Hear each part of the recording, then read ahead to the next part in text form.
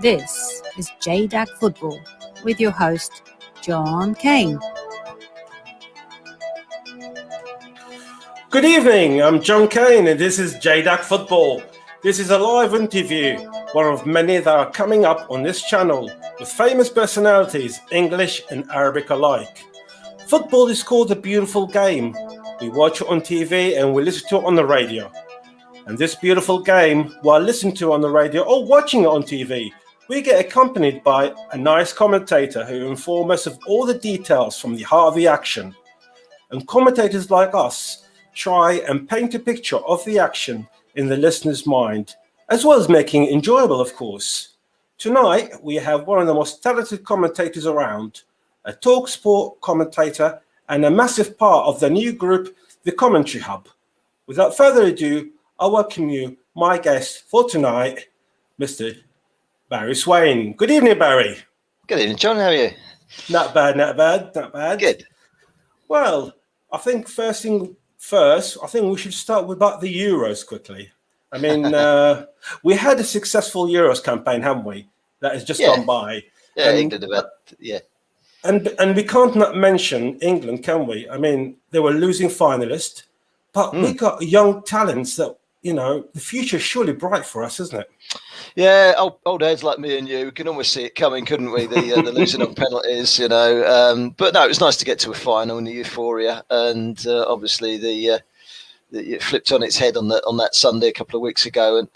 But yeah, we've got a great young team who have represented the country very well, and I think a lot of people would have upped their opinion of a professional footballer and the way they conducted themselves because of what the English players did during that tournament, you know, on and off the field, conducted themselves, you know, extremely well.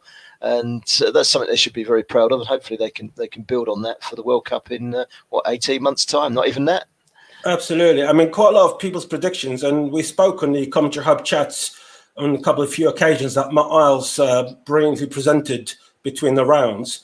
And my prediction personally was that this is probably England's preparation for the World Cup. And but when we got to the final, people sort of more or less probably got a bit carried away, you know, with the youngsters that we got. Obviously, the miss from Saka with the penalty. I mean, a lot of people say, why did we have such a youngster to have that fifth penalty? But at the end of the day, that really doesn't matter because all part of the learning experience, isn't it, to prepare for the World Cup in 18 months' time?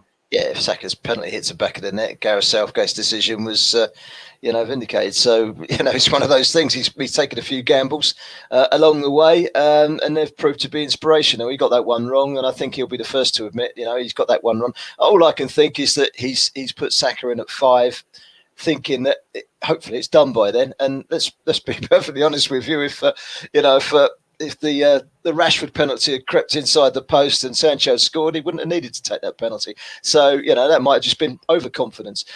Listen, 18 months' time. I mean, I've had a debate online with a couple of people. You know, someone said there's 4 or 5 teams better than us.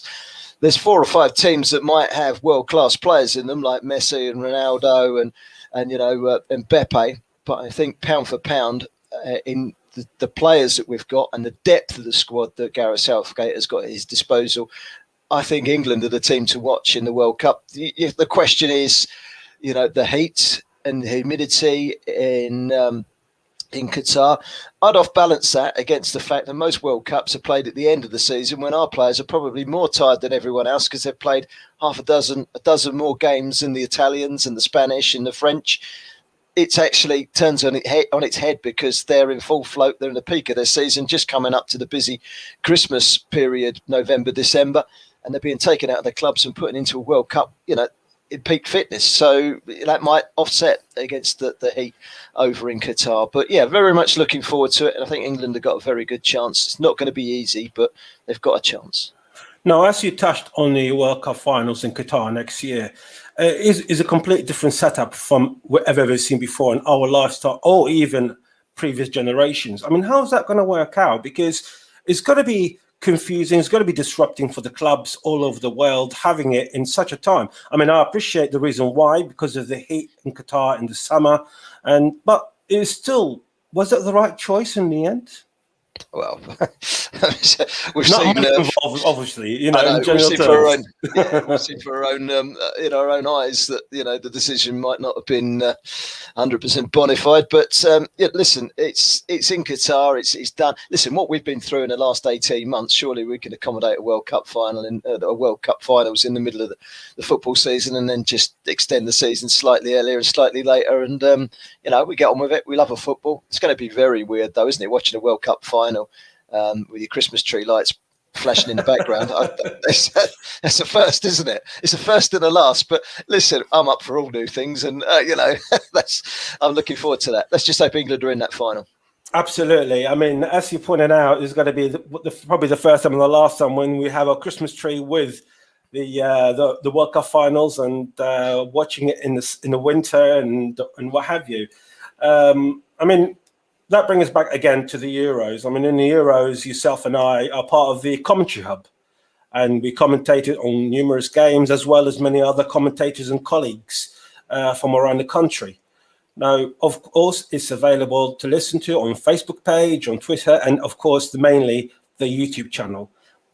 I mean, I know and you know what the commentary hub is about, but just for the benefit of our listeners, what is exactly the commentary hub and where are we heading with it? Good. That's a good question. It's probably best that I quickly give a bit of an overview, a bit of a backdrop. I'm a football commentator 25 years.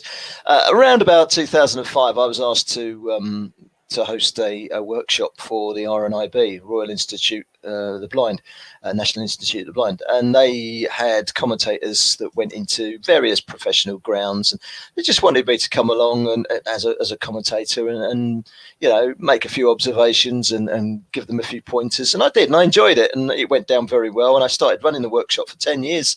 I run the workshop, but it was a great experience for these people wanting to become football commentators. You know, boys on there, girls. It was mainly young, but you know, some older guys as well wanting to be football commentators. And what we wanted to do is just give them an insight. But they kept coming back year on year, some of these guys. And the reason they were coming back year on year was because the only way that they could actually gain more experience is coming back to me the following year, because they just couldn't find anywhere. And it's something that sat in the back of my mind. I stopped the workshop because of other commitments back in 2017, brought it back in, the free workshop in 2020 during the lockdown. And that got my creative juices flowing again. And, you know, I was speaking with Russ and Mike, who are now obviously on the hub. And, you know, we had a bit of a brainstorming session. And I said, look, you know, I think there's room for a channel like this. There are other, you know, clubs, Liverpool, Manchester United, Arsenal. They've got these channels where they've got these kind of off-tube commentaries that are unofficial commentaries. One thing I must emphasise is, you know, everyone's thinking, how can you get away with the rights? We are commentating on TV next to live, but not quite live. But we're commentating on the TV footage. We're not using any of the pictures. We're not using any of the audio off of that transmission. It's just purely silent commentary, if you like, but we can put an ambient sound in the background. So, you know, that was the way forward, and this was an ideal opportunity for me to bridge that gap that I've been kind of twirling away. It's been twirling away in my head for a decade probably now, and this was ideal. And we quickly found plenty of commentators, yourself, Matt Isles, you know, Jack Cunningham, John Stoddard's on board as well as Russ and Mike and others, and we've got a very, very close knit, productive team. It manages itself. I kind of babysit it, if you like, and I'm the I was going to say the godfather. That doesn't sound right, does it? I'm the mentor was the word I was looking for. And I do occasionally jump in and do a game. I don't want to tread on other people's toes, because I'd rather someone that hasn't commentated on games before, that wanted the experience, to come in and commentate on games, or someone that just enjoys it, but they can't find the work. I'm very lucky that, you know, what I do, I've got you know, quite a lot of commentary work, and I've worked really hard down the years to get that. And I emphasize that to everyone. You've got to work really hard. You've got to be lucky. And, you know, I've had to go out and learn things like audio, video. I've had to teach myself how to speak clearer, if you like, in a broadcasting tone. But I've never had a lesson on how to speak in my life. And yet I'm a I'm a commentator, so it's and so that was that. I wanted to pass my experience on to these guys. A lot of the more experienced commentators out there that work alongside me probably frown at something like this, but at the end of the day, it's just a bit of fun. It's an opportunity. The Commentary Hub has grown massively in less than 6 months we've been going. The Euros was a massive success. The commentators that we got on board, we try and do a podcast. We try and do a bit of training. They're all getting better, and it's a really good feel about the thing at the moment, and it's gradually and organically growing. We've got a partner coming on board for the streaming next year, which is great, and we're bringing in more commentators. I think we've got 3 or 4 commentators that have joined in the last week or so. That Russ, myself, Michael have been talking to. We've got them on board, so we've got a little bit more depth, so we can get more games on board. We've got a second channel. The Commentary Hub YouTube channel, Commentary Hub 2. We're transmitting also at the moment on JB Sports for next season. We'll see how that goes. It'd be nice to run independently on our own 2 feet eventually. JB's got quite a few followers. It's bringing a bigger audience in, but we want to bring our own audience in. We want to become more exposed on Twitter, on YouTube, on Facebook, and that's something that we're learning as we go along as a team, and it's quite enjoyable. We've got good branding. Do we turn to the great word monetize? Do we monetize it? Do we start making a profit? At the moment, we're quite happy plodding along. If we get the right product and we can monetize it in any way through sponsorship or advertising or selling on the product, then who knows? But at the moment we're really happy with how it's been, and we're continuously trying to entice wannabe commentators, whether they want to get into the industry or they just love to commentate and talk about football. We want them on board and to join us. And it's been a great journey so far. I didn't expect it, but it's been really good. And I know yourself, John, you've really enjoyed it. Absolutely. I mean, it's been great being part of the team. And obviously I commentated in English and Arabic using the Commentary Hub, as well as my own channel, the JDAC Football. But it's actually a great experience. Great to go back into the commentary. Of course, I work with you in Talk Sport and what have you. And it's been a great times then, and it's a great times now. For the benefit of the viewers, if anyone's watching and would like to ask Barry any questions regarding the Commentary Hub or anything else, please send your comments, and I'm very happy to read them for you. Now, Barry, obviously, we have got a few channels running. Like we mentioned, JB Sports, JDAC Football, and a few others adjust to the Commentary Hub. If someone wants to join the Commentary Hub as an individual, now, what they need to do enable them to get to the stage to contact us? In other words, are we expecting something from them? If that makes sense. Yeah, no, not really. Just a little bit of dedication, really. We can't pay these. We don't pay the commentators. It's a labour of love. But it's a great. I always say, to get into commentary, the first rung of the ladder is the most difficult ladder to get on. And to get onto that rung of the ladder, this is an enormous help for someone that might have just come out of university or came out of university 2 or 3 years ago, or someone that's been working in the sports broadcast industry but can't quite find the break in what they want to do in commentary. Like I say, someone a little bit older that just enjoys talking about football and commentating. And this is what it's all about. It's an open shop. And if anyone wants to get involved or wants to ask me a question or wants to have a chat with me, personally, I'm quite happy to give my time. And likewise, Russ and Mike are always happy to pick up the phone and introduce the channel and what it's all about. And I'm happy to tweet me, and I'm happy to ring anyone back, or get hold of us via commentaryhub.com, which goes straight to our YouTube, but then that will divert to Facebook. And we're on Facebook, we're on Twitter, Commentary Live 1 on Twitter. So yeah, just drop us a message, and one of us will definitely get back, and we'll welcome you with open arms. And of course, as I know, and obviously, hopefully, all the listeners will know now, that we're not just concentrating on just one particular league or particular country, are we? We can actually choose what we want to do. Yeah. No, I mean, we called it Commentary Live originally, just in its infancy, to get the ball rolling. And we quickly realised, if we call it the commentary hub, football commentary live, it was actually, we're taking football out and we're taking live out. So it doesn't have to be football and it doesn't have to be live. I mean, it can still be, car phone warehouse and all that. So, we've kind of rebranded it commentary hub. We can put, I think we were down to put the Formula One on next week. Unfortunately, the commentators now got a shift to work elsewhere. It's, these things happen. That's absolutely fine.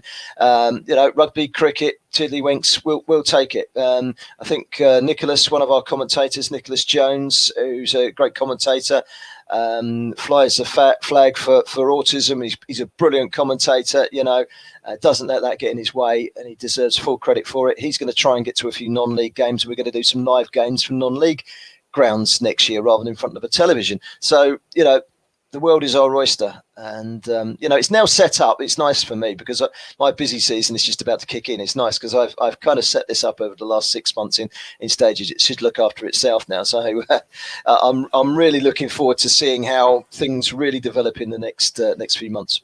I mean, we've got quite a lot of followers now, haven't we? And we only started a few months ago. I mean, that is a great achievement as it is, and obviously, hopefully in a few weeks and few months and more, the commentary hub comes to light even more. We will have more followers, more people to listen, and obviously we need more commentators, don't we? Yeah, I think the semi-finals and the finals of the Euros, I think the viewing, the listening figures were somewhere in the region of 5,000, and that's really good. That wasn't all off our own back. We're using other platforms, as we mentioned before.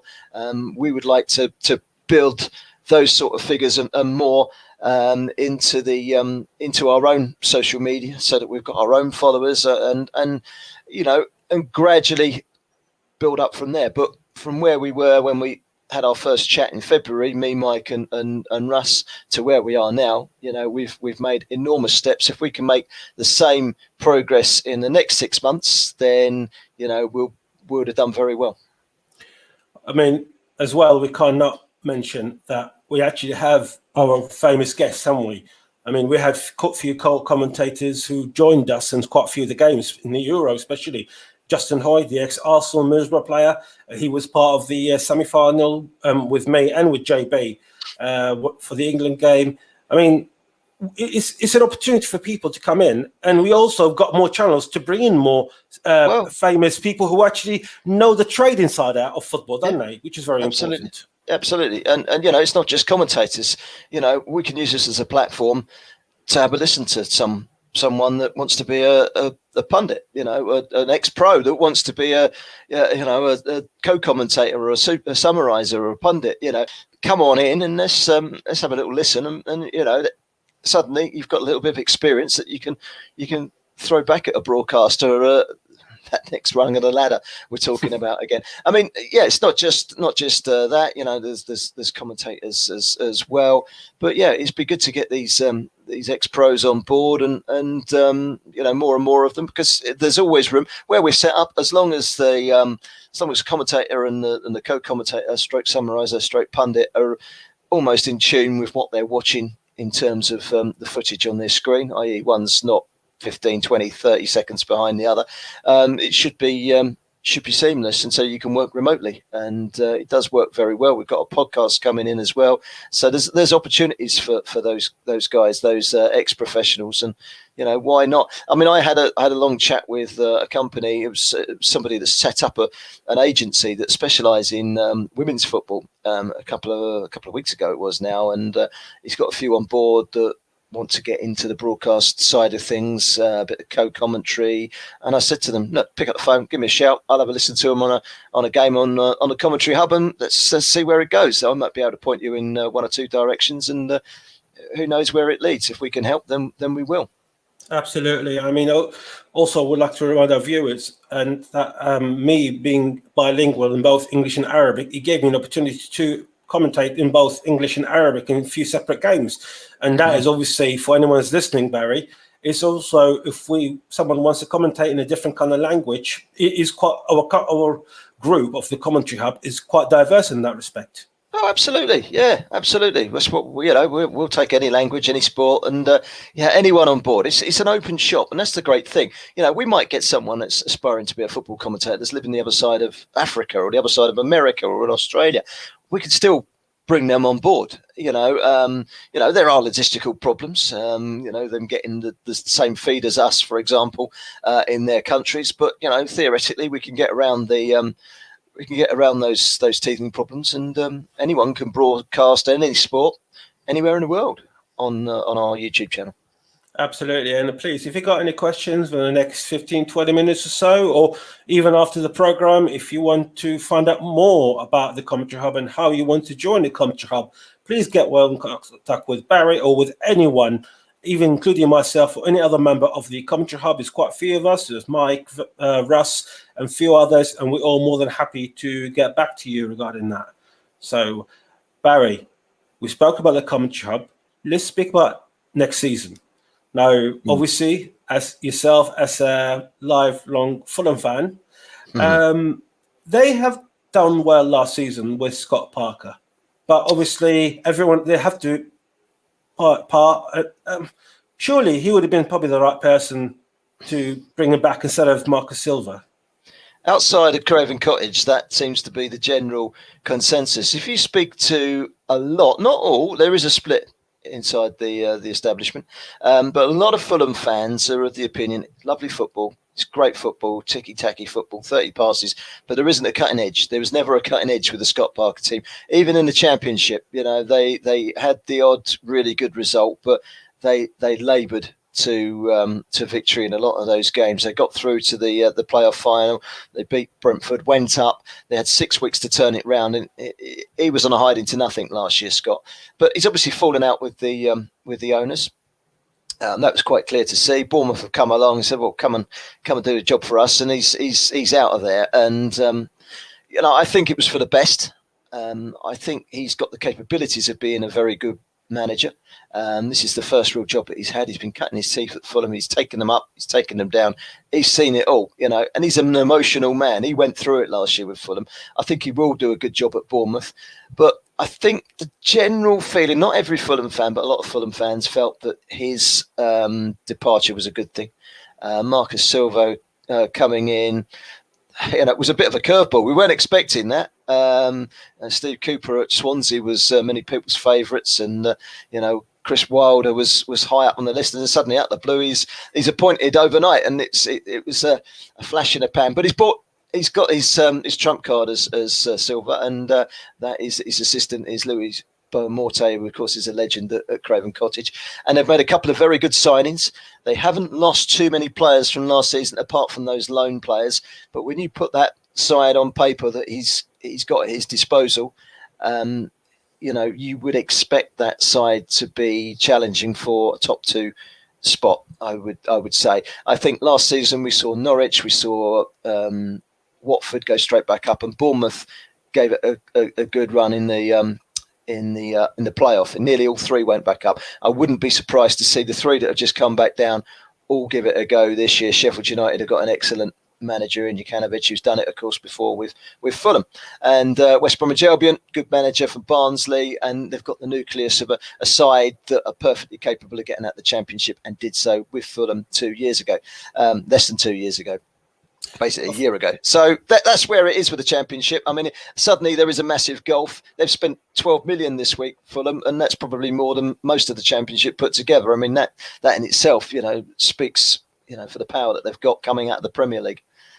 Of course. If you talk in general terms regarding the Championship, which obviously the Commentary Hub is going to be broadcasting live quite a few games right from day one, which will updating the list for the viewers to be able to see which games will be coming up soon and what have you on the Commentary Hub. But obviously you mentioned the 3 clubs who are going down got a big chance of going up. Is that what actually you think is going to leave it? I mean, obviously there's other teams around them. I mean, we can't some of the teams like, for example, the Middlesbrough and teams like that, who actually have got big following in that way.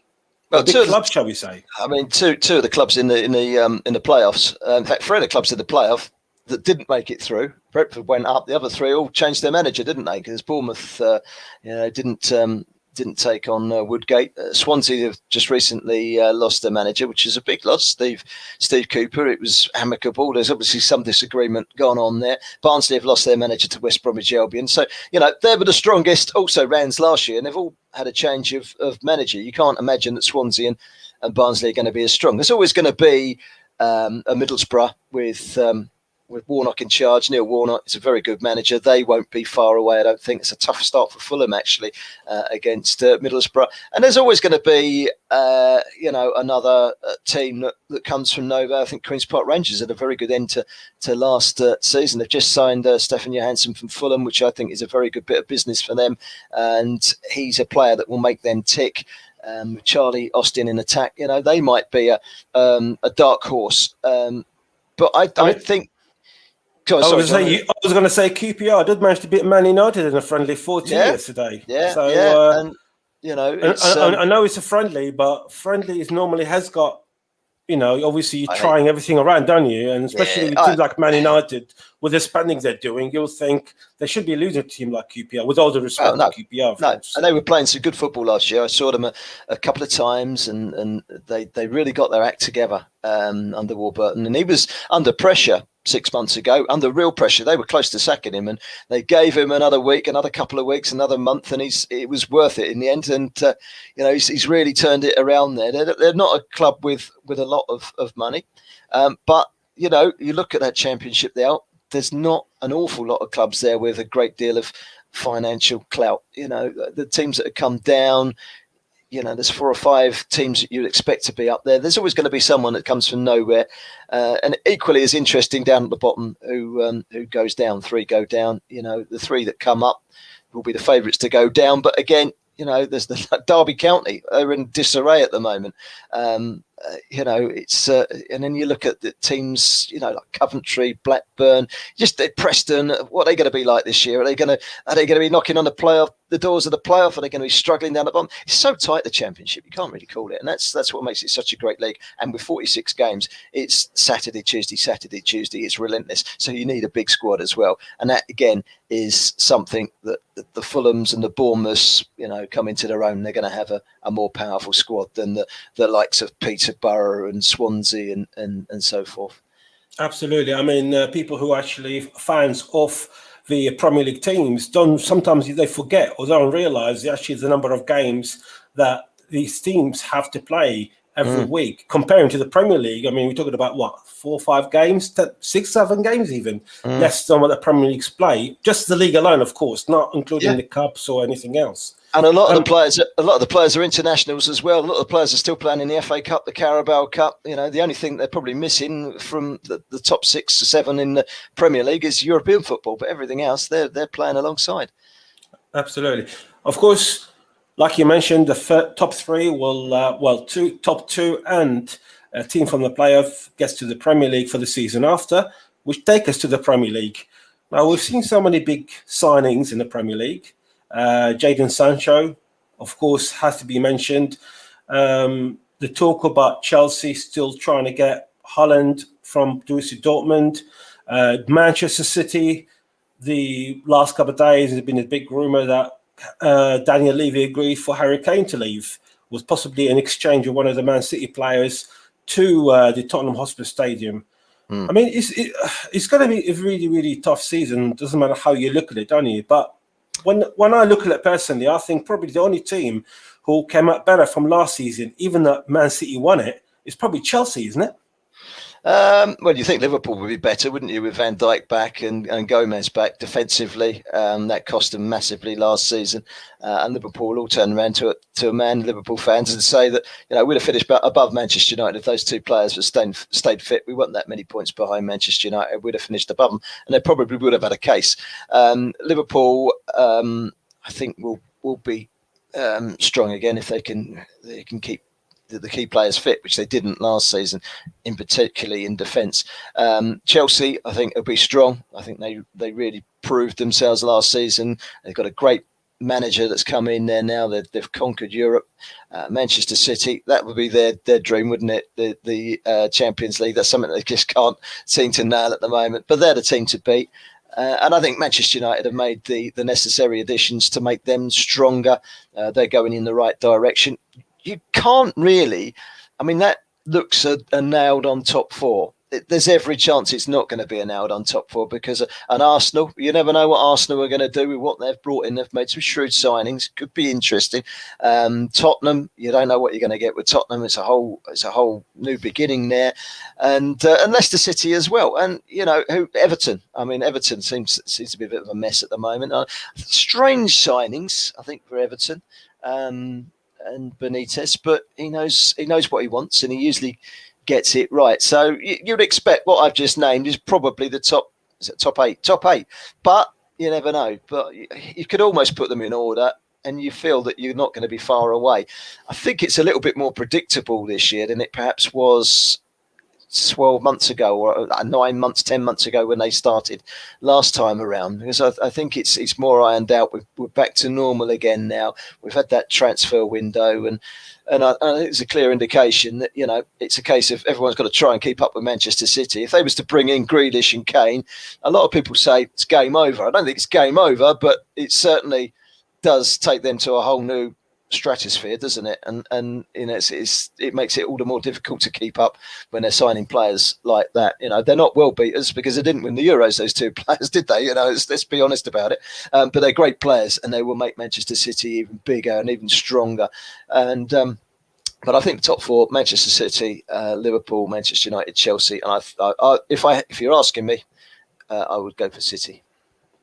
Before we carry on, we've got a couple of messages. One from Ross Vernon, which is one of our colleagues in the Commentary Hub, and he says, "Hello, Rob, and hope you're all both well." Thank you very much. We are indeed. And of course, and also we got Mark Kahneman with a comment, and he's talking about Elias Chair, who will be a huge player this season for QPR. And he also mentioned regarding a medical for Ben White. Yeah, Wednesday. I heard about that. Yeah, on Wednesday. But I mean, that's going to be huge, isn't it? Because he's a good player, isn't he? And something that Arsenal do need, don't they? Yeah, they do need someone in that defence.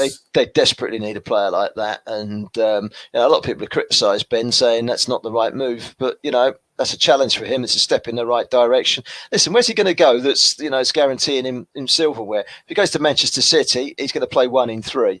If he goes to somewhere like Liverpool, if Gomez and Van Dijk are fit, he's going to be third choice. And I know he can play in midfield, and I know he can play fullback, but he's not going to be in their strongest 11. If he goes to Arsenal, he's going to be playing every week that he's fit. And he didn't actually get a game every week for Brighton last year, because that's an area, if they go 4 at the back, they've got Dunk back there, they've got him and one other who's escaped my attentions now, and it's gone, but they've got 3 or 4 good central defenders down there. So he's almost not surplus requirements, but when Brighton hear about that fee coming in, 30 million or whatever it is, have him. We can work with that. So, but it'll be good for Arsenal.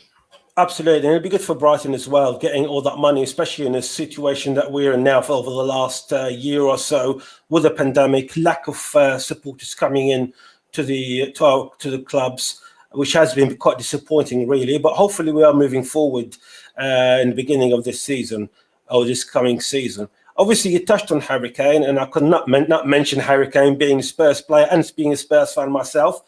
That talk about 150 million, I mean, I love Harry Kane, and I really do, and he deserves to be the England captain, and he's a legend in every single Spurs fan eye.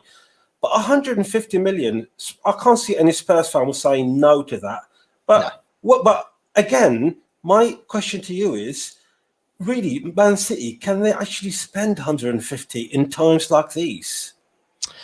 Well, obviously they can, and they are cash rich, and the owners there have proved that. And but it's sending the wrong message, though. Isn't it, really? Of course it is. Yeah, he's sending absolutely the wrong message. But money aside, you've got to look at Harry Kane, and actually you can throw Jack Grealish into this equation. They're at a time where arguably they are around about or just coming up to the peak of their career on average. this is a great time to make a move and go on to win things, or do you stay loyal with the club that you love? And they're both in a very similar situation. And I get the feeling that Grealish is kind of, hold on a minute, I'm quite happy here, And he will, it's another Steven Gerrard kind of scenario to a certain extent. Do they become one club legends, but they actually never go and win anything? And in 20 years, even 10 years' time, they look back and think, I wish I'd have made that move. Steven Gerrard, when he nearly went to Chelsea, I wish I'd have made that move. But, his heart overruled his brain, and he stayed at Anfield. And if he'd have gone to Chelsea, he'd have probably won a couple of titles, maybe even a European, Champions League. These are the big decisions. And that's not taking their own personal finance into account. They'll get a good salary off them. I mean, they're on decent money already. They're made for life as they are. But they will get a decent salary out of, or decent income out of going to Manchester City. So it's a big summer for those two. Do they stick or do they twist? Do they want to win something or do they want to stay loyal? And I Jack Grealish, is he going to get a game every week? You'd think Harry Kane would probably be a regular most of the time. But is Grealish going to get a game every week? And the other thing I'll say is Harry Kane's being offered for all this money, and they're offering a player back Manchester City. Who would want to leave Manchester City to go to Tottenham? And that's no disrespect. Who would, if I was a Sterling after the Euro, because he's one of the players that's being touted. If you're one of those players that's being flagged up, you think, I don't want to go to Tottenham. I could sit here and play 12 games this season, but I'll probably win 2 trophies. Or I could go to Tottenham and play 46 games and win nothing. So that's the whole dilemma both ways. But it'll be interesting to see where Kane and Grealish go. I mean, obviously, Spurs got the new manager director, and he's been quite really involved and really in the last couple of weeks. And we've seen so many players been linked to Spurs. I mean, obviously, we've seen the dilemma of having about 10, 12 managers linked to Spurs beforehand. Till now, we've actually got Sante. But regarding players, it seems like they're moving forward and they seem to address the right problem that Spurs had over the last couple of years, which is the defence. Because they're talking about Conde, they're talking about Romero from Atlanta as well. So they are actually, seems like if they can solve that issue, and with Son signing a new contract, surely things can be going up. I'm not saying go as far as winning the league, but they can go back in the top 4 again. Maybe. Well, been very close on a couple of occasions, haven't they, in the last 5 or 6 years? So it's and now they've got this fantastic stadium. They've got to take it on with that. They can't just go and put all the eggs in one basket, this fantastic new stadium, and then not do anything and sit and be dormant for the next 20, 30 years. That they've got to keep up with the Joneses, and I think it's a big time. And maybe Daniel Levy being probably slightly less involved with the affairs is probably going to help them. It'll be interesting to see where they go this season, and it might be a season of disappointment and consolidation to get the foundations in place and then push on. And it'll be a couple of years before we really see Spurs benefit. And of course, at the moment they're hoping to keep hold of Harry Kane. It's, what's the answer? If he goes, they might have a little bit more cash to splash, but it's replacing Harry Kane with a striker of that caliber. They are few and far between, of course. Absolutely, and obviously there has been a few rumours with Danny Ings who's being involved and being linked quite heavily with Spurs again with the last couple of days. Now, if I just before we're coming to the end, obviously, if I tell you to give me 3 teams who are probably going to struggle the other side of the table. I mean, we've seen quite a few departures. I mean, I read Lee's lost a couple of players. I know it's one of Russ's favourites, John Alioski. I believe he's on his way to Saudi Arabia. Hernandez has left as well. I don't assume Leeds will be in that bunch, but it's going to be more than 3 teams, isn't it, next season? They're actually going to be fighting to stay up in the Premier League. Yeah, it would be you could probably name them and you won't be far wrong. The 3 that come up, obviously. I think Brentford, could be entertaining. I think they could do what Bournemouth have done in recent years and solidify and spend a few years in the Premier League against all odds. Because when Bournemouth come up, everyone said Bournemouth are going to finish bottom, and they survived with some to spare and they've done really well. And I got a little feeling that Brentford could follow suit. They've got some very good players there. They haven't changed it an awful lot. They've brought in one or two very good additions, but they've not done what Fulham done last year. Then their neighbours and overhauled it and brought in a load of loan players, and it falls apart at the seams. And I think they'll be strong. I think the other two coming up, Norwich and Watford, there's every chance that they will certainly be part of that mix. I think Burnley have been slipping for a long time, and I know everyone says, they've got Sean Dyche, and yeah, they have got Sean Dyche, and he is a good manager, and they've been very lucky with injuries because Ben Mee and Tarkowski never seem to get injured. If one of those gets injured and has an ACL or anything like that, heaven forbid, I think they could be in a bit of trouble. I don't think they've got a lot of firepower. I think they're a solid team, but I think you can be a solid team for so many years, it's going to catch up with you in the end. And when I see their first summer signing was Wayne Hennessy, that didn't exactly set my pulses racing. And I'm thinking they're going to be down there. They were the first team above the dotted line last season. They for me, I think will drop this year. I said Crystal Palace. I think that Patrick Vieira has gone in there and he's making some good signings. I might have to change my mind on that. I'm allowed to, aren't I? Of course you can. Of course you can. So, but I did put them down, and I mean, it's anybody's. Where is the experience of Patrick Vieira to able to get Palace to some decent position compared to the last few seasons, though? That's going to be the problem, isn't it? You can probably attract names. But we have seen recently over the last few years when people coming in who rely on their name, shall we say, as big football name players. But when they came to management, they didn't seem that success that they had as players. No. I commentated on a Burnley game against Crystal Palace last season, and they both kind of fell into the same kind of boat. They had a lot of players that were out of contract. Palace have released a lot of players.